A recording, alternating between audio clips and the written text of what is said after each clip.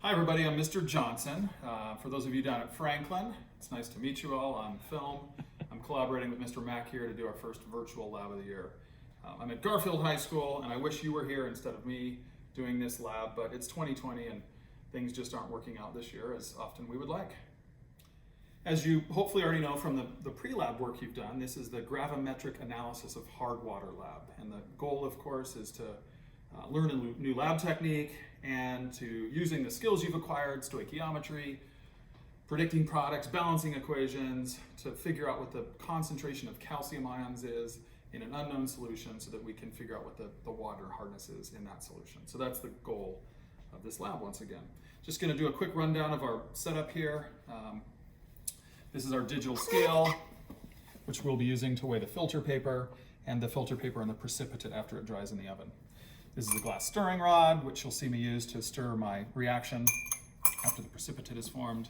This is a distilled water bottle. It's got distilled water in it. These are both graduated cylinders, and they're 50 mil graduated cylinders incremented to the 1 mil, which will be relevant when we talk about significant figures. Here are the beakers that have the two solutions in them, the calcium chloride and the sodium carbonate. And the sodium carbonate's molarity is known, but it's the calcium chloride's molarity that is unknown that we're going to be figuring out in this lab. Here's a watch glass that we will put our filter paper after we've made our precipitate onto to put into the drying oven. Here's an Erlenmeyer flask. It's got a hose hooked up to this vacuum filtration system. We'll talk about that in a moment. This is called a Buckner funnel. That's what the filter paper will go into and that the precipitate will be captured on.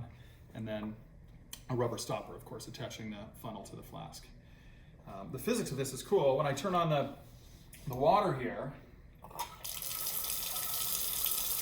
it creates a vacuum in this hose. The air wants to move down the faucet with the water and creates a pretty significant vacuum here. In fact, if I were to put my hand over this funnel and my hands were big enough, I could almost pick up the flask. So I'm getting a pretty good suction there in this vacuum filtration setup.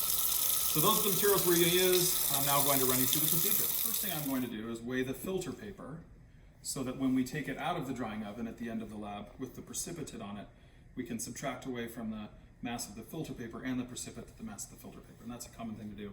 I put my initials on the filter paper because it's going to end up in the oven. Of course, if we were in real life here with a bunch of other watch glasses, we want to be able to tell ours from someone else's. So I've made sure my scale is zeroed, put the filter paper on, and if you were here, you'd be writing down in your notebook in a nice organized data table, the mass of the filter paper is 0.34 grams. All right, so that's written down for use later. Put that back in my watch glass. Next thing I'm going to do is measure out the volume of the sodium carbonate, whose concentration once again is known at 2 molar, and then a volume of calcium chloride, whose concentration once again is unknown. Because we really know the unknown concentration of the calcium chloride, the volume of sodium carbonate I'm using is known to be in excess. So the volumes I'm using today are going to ensure that the sodium carbonate is in excess. And that's going to be true of your virtual data as well. When we give you the volumes of these two solutions, we will do so in such a way that the sodium carbonate will be in excess. If you were doing this lab in a more realistic sense, where you were trying to figure out what the concentration of the calcium ions is to figure out the hardness of water, you would be continually adding sodium carbonate to the calcium chloride until you're assured it's in excess by noticing that there's no longer a precipitate formed, or just going really overboard on that. But that's not going to be the case today because, again, we do know the concentration of this. So I'm going to be measuring out 10 milliliters of sodium carbonate, and because this graduated cylinder is incremented to the nearest milliliter, I should be able to get to the nearest tenth, because I should go one place past the smallest increment. So I'm going to get to 10.0 milliliters of calcium chloride. I want to get down at eye level. I'm going to pour into the graduated cylinder slowly as I get close to that 10 mil line, and it's pretty hard with goggles on to see. Every once in a while we might peek. I'm looking at the bottom of the meniscus, and I'm trying to get it right on that 10 line, or what's going to be 10.0. And notice I've got a dropper here, which allows me to add much smaller volumes to be more assured that I'm right on that 10 line. And being right on that 10 line, not a smidgen above, means that I'm estimating this volume to be 10.0 milliliters. So I'm going to write that down in my lab book. that I have achieved 10.0 milliliters of calcium chloride. So now I'm going to do the same thing with sodium carbonate, but this time 45 milliliters, knowing that again, that's going to put it in excess. I didn't bring another pipette out, another clean pipette out, so you're going to pretend that I've done the same thing with this that I just did with calcium chloride, and using a pipette added it right to the 45 line, although I was pretty good here with my beaker anyways. So that's right at the 45 line. I write down 45.0 milliliters in my notebook for sodium carbonate, and I'm now ready to mix these two together into my reaction beaker. So now I'm going to combine these two solutions together in this reaction beaker. Doesn't matter the order in which I do so, but I've chosen to pour the sodium carbonate in first. And there's a drop or two of sodium carbonate in here. So if I add a bit of distilled water to the graduated cylinder, I'm diluting it, but that's okay, because the same number of moles of sodium carbonate are still in the beaker as before. That likely gets out any remaining sodium carbonate particles that were in there. Add the calcium chloride, and immediately we see evidence of a chemical change happening. There's a color change taking place, and there's a formation of a precipitate. I'm going to do the same thing here. And if I were in a lab group, someone would be writing down the observations maybe while this is happening, get any remaining calcium chloride particles out. And in my lab notebook, I've noted that there was cloudiness or precipitation happening right away. It's a white precipitate. It's not real dense. So I'm writing all that down in my lab notebook, always taking careful observations. So I'm going to give it a stir to increase the likelihood that the reactant particles are all interacting with each other. Later we'll learn about the mechanics of reaction, what it takes for reactions to occur, but one thing is time, and particles also coming into contact with each other.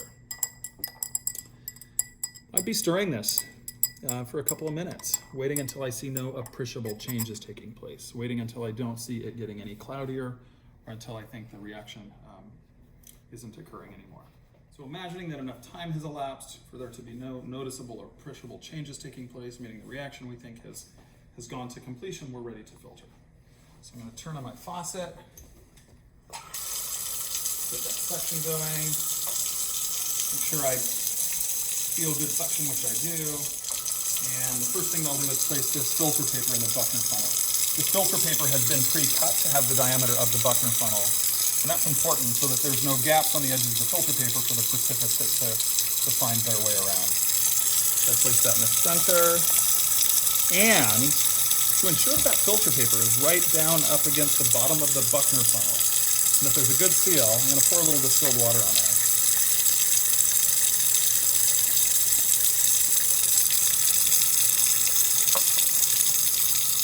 And there we go, now we're getting a great seal. And notice that if I were to add more water, it's coming pretty rapidly through the filter paper. If we were just using gravity, this would take significantly longer to happen. The vacuum filtration really speeds this process up. All right, so we're ready now to add our reaction or precipitate to the filter paper.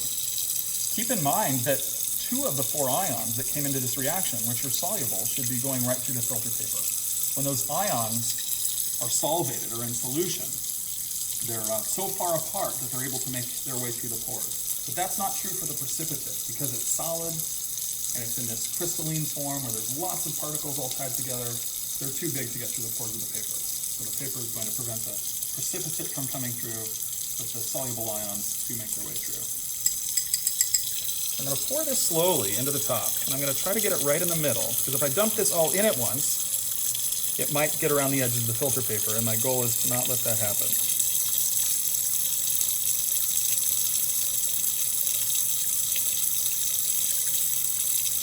It may get to the edges, and if it does, there isn't a whole lot you can do other than start over or address experimental error later.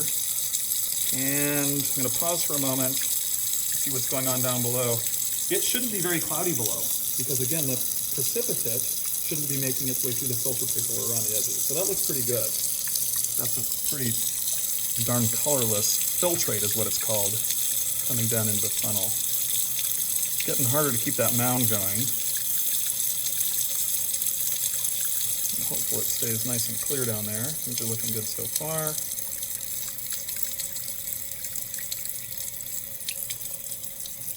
And get to the end here. Now, I've got some precipitate on my on my stirring rod that I need off. So I'm going to rinse it with distilled water. Set it aside. My filtrate is still looking great. And then I need to do the same thing with my beaker here. Gently squirt water into the beaker.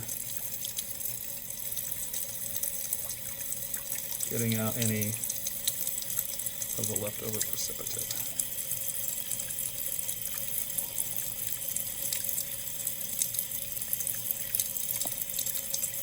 And again, I'd like to acknowledge that the filtrate is looking great. It's very colorless.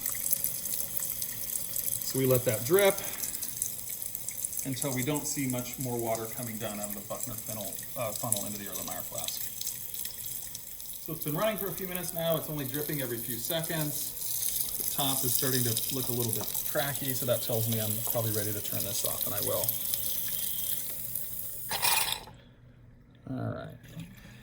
Now, my goal was to have it all piled up in the middle, but that didn't happen. There was just too much. It's right along the edges. So I'm realizing that when I pull this filter paper out and put it onto the watch glass and put that into the drying oven, that if I were to take my filter paper off this watch glass and put it straight onto the scale, I would probably lose some precipitate. So I'm going to weigh the watch glass first.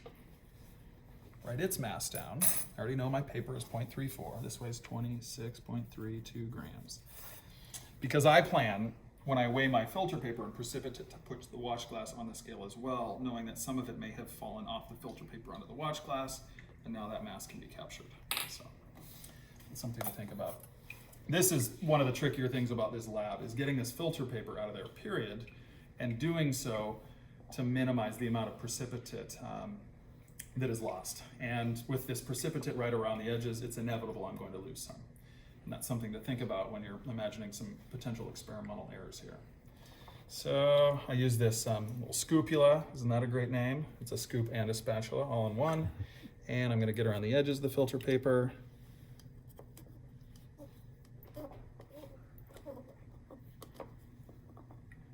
Carefully reach in there. Trying to keep it level. Should be a surgeon. And there we go. And if we look in the Buckner funnel, we see that in fact there isn't a whole lot of precipitate left. So that was a job reasonably well done. Not a lot of precipitate left. But if there were, that's something I would note on my observation table to refer back to possibly as a potential source of error. So this watch glass and filter paper and precipitate are now ready to go into the oven. And I'll meet you in a moment at the oven. We'll see what that looks like. So here's our drying oven. Place the filter paper, watch glass, precipitate in the drying oven. Remember, it's been labeled with our initials so we can tell it apart from all the other watch glasses that would be in here were it not 2020. And we leave it overnight to dry out. The idea being that all the water that's in there will be evaporated out by the drying oven, and that what we put on the scale will only be the watch glass and the filter paper and the dry precipitate. We'll see you tomorrow morning. All right, so overnight I grew a little, my lab coat's smaller, I did some tie dyeing last night, and I'm now about to open up the oven and see what we got. All right, looks like things are dry. Filter paper is shriveled up a bit, which is just fine. It's not too hot to touch, and we're going to go back to the scale now at this point really carefully, being sure not to spill it, and we'll see what the mass of the filter paper. All right. Carefully putting it on the scale, being sure it's zeroed once again, and it looks like the total mass of the watch glass, filter paper, and precipitate is 34.83 grams.